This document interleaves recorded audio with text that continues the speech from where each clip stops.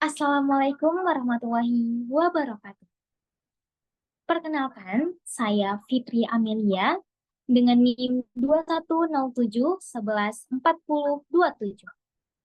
Di sini, saya akan mempresentasikan hasil tugas saya dalam memenuhi tugas ujian akhir semester mata kuliah Teknologi Pelumas dan Pelumasan dengan dosen pengampu yang terhormat Ibu Dr.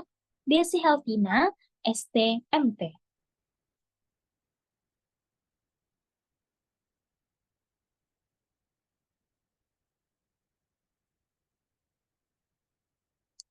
Baik, berikut ada beberapa topik presentasi yang akan saya presentasikan dalam video kali ini. Yang pertama ada introduction, yang kedua ada bahan dasar pembuat pelumas, ketiga ada fungsi pelumas, keempat ada jenis-jenis pelumas, kelima ada zat aditif pada pelumas, yang keenam ada pelumas mesin otomotif, yang ketujuh ada pelumas padat dan cair, yang kedelapan ada pelumas bekas dan cara pengolahannya. Baik, mari kita bahas satu persatu. Yang pertama ada introduction, yaitu definisi pelumas dan juga pelumasan.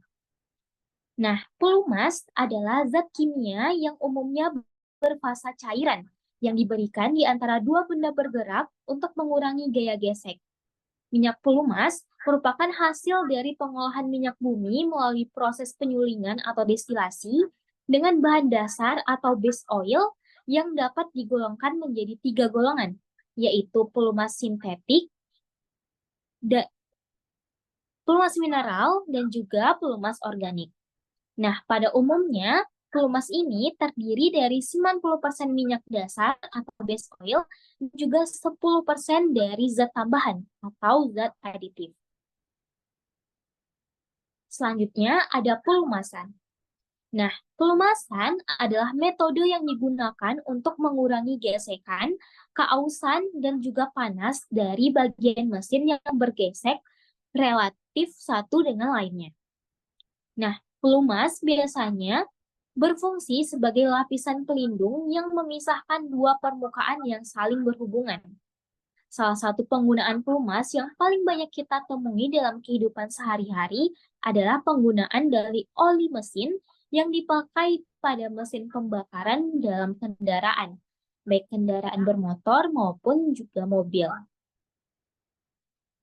Baik, kita masuk ke topik kedua, yaitu bahan dasar pembuat pelumas. Nah, di sini saya sudah mendapatkan beberapa bahan dasar pembuat pelumas. Yang pertama ialah bahan dasar pembuat pelumas yang berasal dari hewan. Contohnya seperti dari lemak binatang.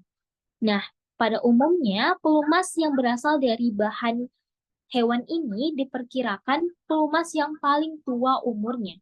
Namun, pelumas dari hewan ini kurang cocok digunakan dalam industri karena jumlahnya yang terbatas dan tidak stabil serta dia mudah teroksidasi.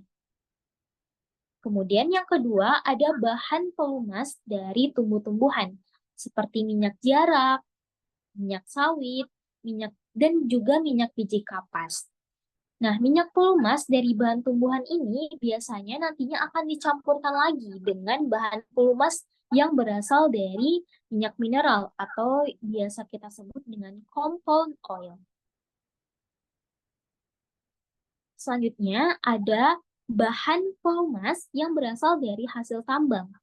Nah, bahan dasar pelumas yang banyak kita temui dalam industri-industri atau yang beredar di pasaran ini itu pada umumnya berasal dari pengolahan minyak bumi.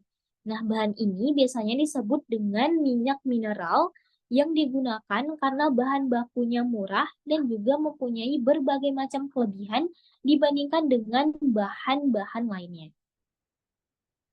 Kemudian ada bahan sintetik. Nah, bahan sintetik ini adalah bahan kimia yang bukan hasil langsung dari pengolahan minyak bumi.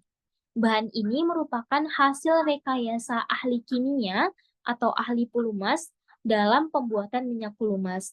Jadi bahan sintetik ini dia itu dibuat oleh manusia di dalam laboratorium misalnya dengan bahan zat-zat kimia. Atau bahasa sederhananya, dia bukan berasal dari pengolahan minyak bumi. Selanjutnya, nah dari keempat bahan-bahan yang udah saya sebutkan tadi, dapat disimpulkan bahwa bahan dasar pembuat pelumas yang banyak digunakan dalam industri-industri itu berasal dari minyak mineral atau dari bahan pengolahan minyak bumi. Nah, kenapa? Karena eh, sesuai yang kita ketahui bersama bahwa minyak pelumas ini memerlukan viskositas yang cukup tinggi. Nah, mineral oil ini memiliki fraksi dengan viskositas yang cocok untuk digunakan sebagai minyak pelumas. Dan juga minyak pelumas ini memiliki struktur kimia yang memenuhi sifat dasar dari base oil, seperti viskositasnya dan juga fluiditasnya. Oleh karena itu, minyak mineral banyak digunakan sebagai bahan pembuat minyak pelumas karena biayanya juga murah sehingga bisa menekan biaya suplainya. Baik, kita masuk ke topik ketiga, yaitu fungsi pelumas. Nah, pelumas memiliki beraneka ragam jenis yang terkandung kepada kemampuan bekerja pada berbagai fungsi yang telah dirancang untuk pelumas itu sendiri. Nah, pemilihan dan penggunaan pelumas banyak ditentukan oleh fungsi khusus yang diharapkan. Adapun beberapa fungsi pelumas yang umum kita ketahui, yang pertama ada mengendalikan gesekan, kedua dapat mengendalikan suhu, ketiga dapat mengendalikan keausan, keempat dapat mengendalikan korosi, kelima sebagai isolasi listrik, keenam dapat meredam kejutan, ketujuh dapat menghilangkan kotoran, kedelapan dapat membentuk sekat, dan yang kesembilan dapat memindahkan tenaga sebagai fluida hidrolik. Nah, dapat teman-teman ketahui bersama bahwa antara satu fungsi pelumas dengan fungsi lainnya, yaitu saling ketergantungan atau keterkaitan. Baik, mari kita bahas satu persatu. Nah, fungsi yang pertama yaitu mengendalikan gesekan. Adapun maksud mengendalikan gesekan di sini ialah pelumas mampu menurunkan koefisien gesekan permukaan bagian mesin yang bergerak dan saling bergesekan. Nah, gesekan serta pembakaran yang terjadi di ruang mesin dapat menyebabkan pelumas menjadi kotor oleh partikel-partikel dan dapat merubah warna pelumas dari yang bening menjadi kehitaman. Nah, kotoran-kotoran tersebut nantinya akan disaring dengan penyaring oli pada saat pelumas bersirkulasi di dalam mesin. Oleh karena itu, fungsi pelumas mengendalikan gesekan ini sangat-sangat dibutuhkan dalam sistem mesin. Selanjutnya, fungsi pelumas yang kedua yaitu mengendalikan suhu. Maksudnya ialah pada saat kontak antara logam satu dengan logam lainnya, panas yang sangat tinggi akan timbul dan suhu permukaan logamnya akan mencapai suhu titik leburnya. Nah, suhu lingkungan yang merupakan fungsi kemampuan sistem untuk menghilangkan panas pada mesin ini. Oleh karena itu, kemampuan pelumas untuk menghisap dan memindahkan panas sangat-sangat penting. Selanjutnya, fungsi yang ketiga yaitu mengendalikan keausan. Nah, pada sistem pelumasan, keausan ini dapat disebabkan oleh 3 faktor. Yang pertama ada abrasif. Nah, keausan abrasif ini biasanya disebabkan oleh partikel padat yang masuk ke lokasi di mana pelumas itu berada. Nah, partikel padat ini dapat menyebabkan keausan pada permukaan logam dan juga dapat bertindak sebagai kontaminan. Nah, partikel padat yang berada bersama pelumas itu berada di antara dua permukaan logam, sehingga jika dia jauh lebih besar dari selaput pelumas dan juga jika dia terjepit pada kedua permukaan logam, maka timbullah si keausan abrasif tadi. Nah, salah satu bentuk keausan abrasif biasanya berbentuk torehan dan juga garukan. Baik, faktor yang kedua yaitu keausan karena korosi yang disebabkan oleh produk oksidasi dari pelumas. Kemudian yang ketiga yaitu keausan yang disebabkan oleh terjadinya kontak antara logam satu dengan logam lainnya yang merupakan hasil rusaknya selaput pelumas. Baik, kita masuk ke fungsi pelumas selanjutnya, yaitu mengisolasi listrik. Nah, untuk teman-teman ketahui bersama bahwa pelumas dapat juga dipakai sebagai isolasi listrik. Nah, hal ini banyak digunakan dalam transformator atau transformer, atau dapat juga kita lihat pada alat penghubung dan pembagi listrik, atau biasa dikenal dengan switchgear. Nah, dalam fungsi pelumas mengisolasi listrik ini, terdapat beberapa syarat yang ideal. Yang pertama, pelumas itu tidak kental atau non-viskositas. Kemudian yang dua, dia memiliki flash point tidak lebih rendah dari 300 derajat Fahrenheit. Kemudian yang ketiga, viskositasnya berada dalam rentang 80 sampai 140 derajat Fahrenheit pada suhu 100. Baik, selanjutnya fungsi ke-6 yaitu menghilangkan kotoran. Nah, pelumas dapat disebut sebagai pembersih atau penghilang kotoran yang masuk di dalam mesin karena adanya partikel padat yang terperangkap di antara permukaan logam yang dilumasi. Nah, hal ini dapat benar-benar terjadi pada jenis mesin yang bernama internal combustion, di mana aditif yang biasanya digunakan bernama deterjen dispersan. Nah, deterjen dispersan ini biasanya banyak digunakan untuk melumatkan lumpur dan membawanya dari karter ke saringan yang dirancang untuk menepis partikel padat yang dapat menimbulkan keausan. Nah, fungsi pelumas selanjutnya yaitu memindahkan tenaga. Nah, salah satu peningkatan fungsi pelumas modern adalah sebagai media hidrolik. Nah, banyak mesin industri baru menggunakan sistem hidrolik untuk memindahkan tenaga dan gerak. Adapun penggunaan fluida dalam sistem hidrolik harus memberikan 3 fungsi utama, yaitu pertama, dapat memindahkan tenaga dengan minimal kerugian, kemudian yang kedua, dapat melumasi bagian-bagian yang bergerak, ketiga, dapat melindungi bagian-bagian logam dari timbulnya korosi. Baik, selanjutnya, fungsi pelumas membentuk sekat. Nah, minyak pelumas yang tinggi viskositasnya akan berfungsi sebagai sekat dan celah yang lebih lebar. Oleh karena itu, sangat dianjurkan untuk mesin yang sudah tua menggunakan pelumas mesin yang memiliki viskositas lebih tinggi dari normalnya atau dari standarnya. Hal ini disebabkan karena jarak bebas atau clearance mesin yang tua lebih lebar daripada mesin yang baru. Oleh karena itu, seperti yang sudah saya katakan tadi, bahwa jika mesin itu tua, sangat-sangat dianjurkan menggunakan pelumas dengan viskositas yang lebih tinggi dari standar biasanya. Baik, selanjutnya fungsi pelumas memindahkan tenaga. Ini sudah saya jelaskan di slide sebelumnya. Baik, selanjutnya kita akan masuk ke topik kelima, yaitu zat aditif pada pelumas. Nah, sebelum kita membahas satu persatu zat aditif pada pelumas, ada baiknya kita mengetahui apa sih zat aditif pada pelumas itu.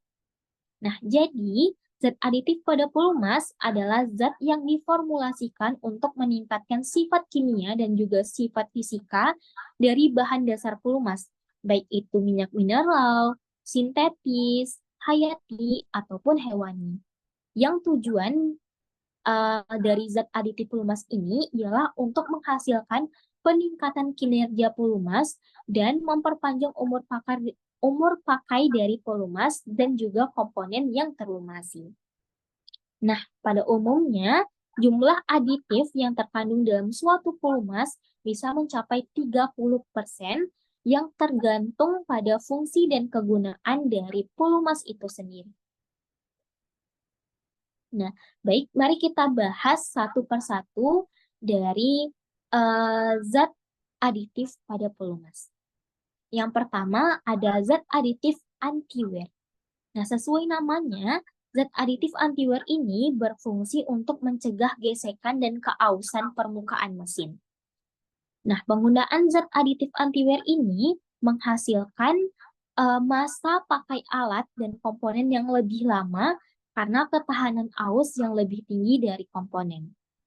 Adapun mekanisme dari zat aditif anti-wear ini ialah zat aditif akan bereaksi dengan logam pada permukaan bagian dan membentuk film atau lapisan yang memungkinkan dapat meluncur di atas permukaan yang bergesekan. Adapun bahan-bahan dari zat aditif anti-wear ini ialah zinc dithiofosfat, kemudian ada zinc dialkyl dithiofosfat, dan juga ada trikresiposfat. Baik, selanjutnya ada zat aditif pelumas antifoam. Nah, antifoam berfungsi mencegah terbentuknya busa pada pelumas karena jika terdapat busa pada oli, maka komponen anti-wear jadi tidak berfungsi dan keausan lebih besar dapat terjadi. Nah, adapun contoh dari zat aditif antifoam ini yaitu dimetil silikon. Selanjutnya ada zat aditif tekanan ekstrim. Nah, zat aditif tekanan ekstrim ini mencegah kondisi tekanan tinggi yang disebabkan oleh kontak antar logam secara langsung pada bagian komponen yang bekerja di bawah tekanan yang tinggi. Adapun beberapa bahan-bahan dari zat aditif tekanan ekstrim ini diantaranya ada parafin, lemak, belerang, ester, zinc, dan juga molybdenum disulfida. Kemudian ada namanya zat aditif inhibitor karat dan juga korosi. Nah, inhibitor karat dan korosi pada pelumas merupakan zat aditif yang membentuk lapisan pelindung pada permukaan komponen yang berfungsi mengurangi laju korosi. Nah, inhibitor juga dapat menyerap padatan permukaan logam dan membentuk lapisan film yang dapat melindungi komponen atau mesin dari reaksi dengan oksigen, air, dan juga zat aditif kimia lainnya.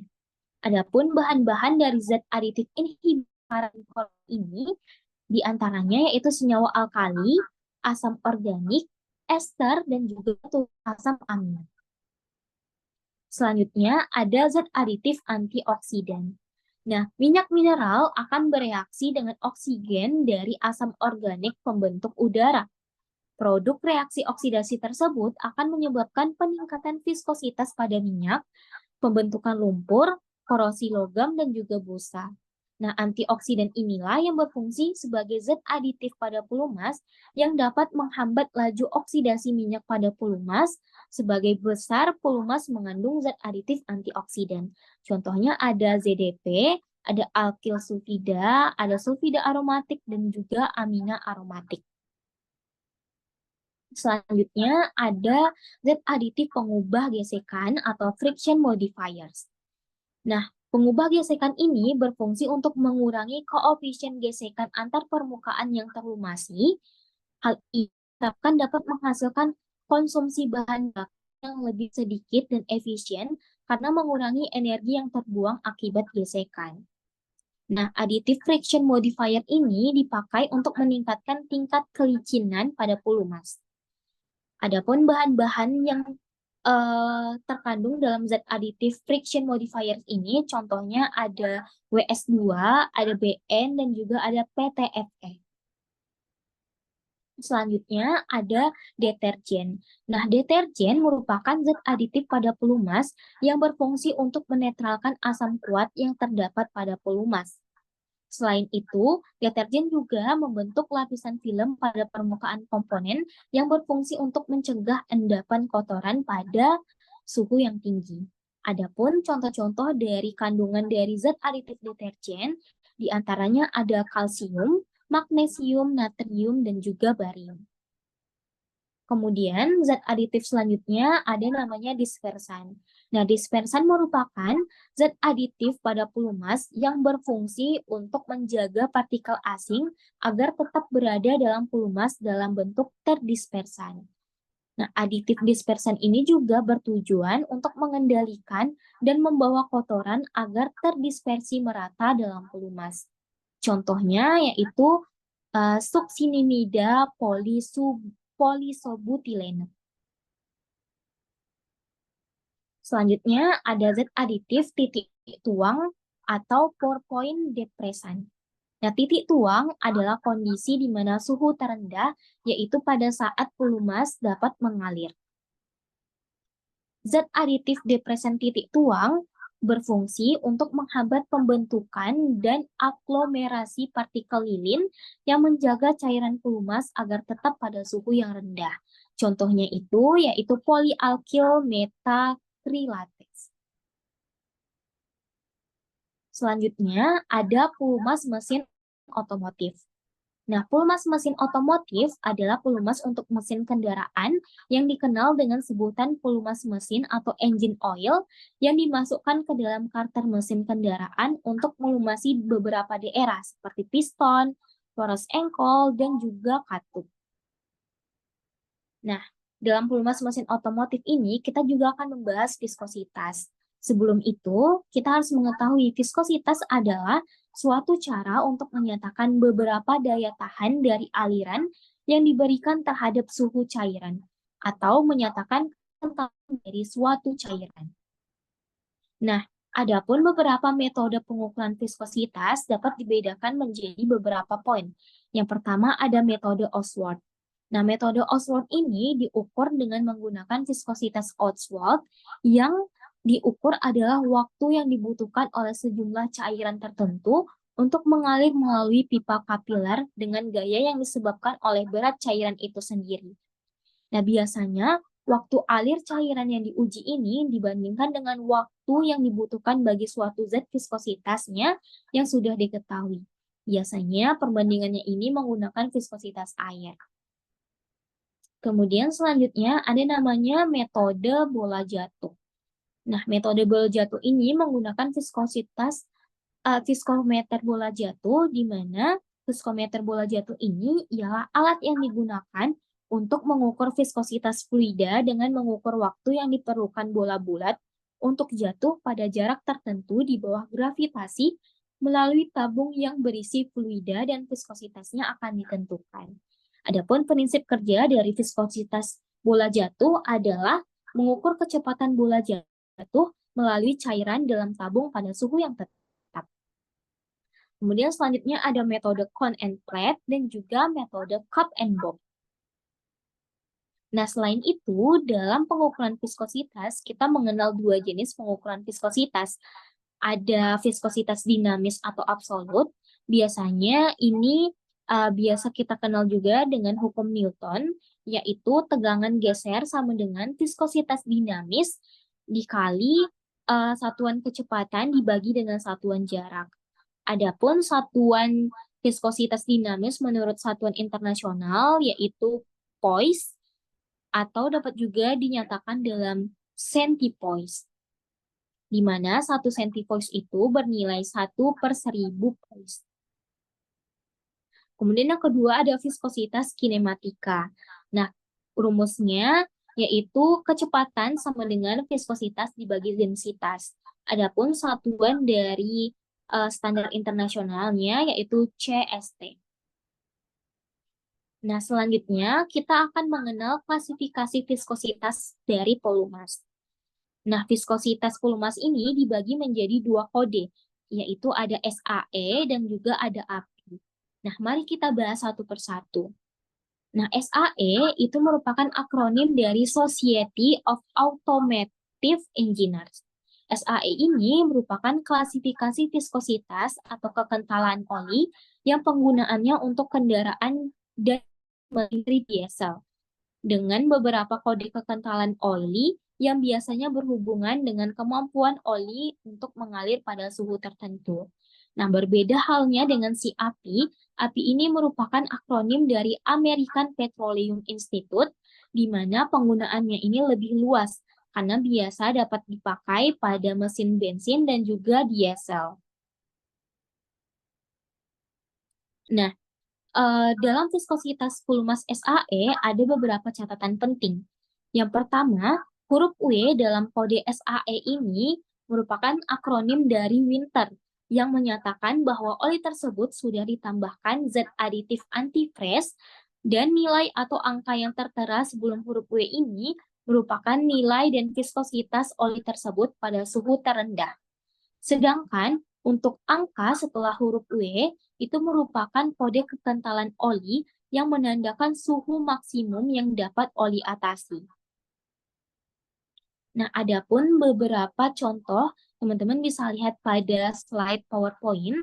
Di sini contohnya ada kode SAE 5W-30. Nah, maksudnya ialah kode pertama ini merupakan oli yang memiliki kategori viskositas dengan nilai 5 pada suhu terendahnya dan memiliki viskositas 30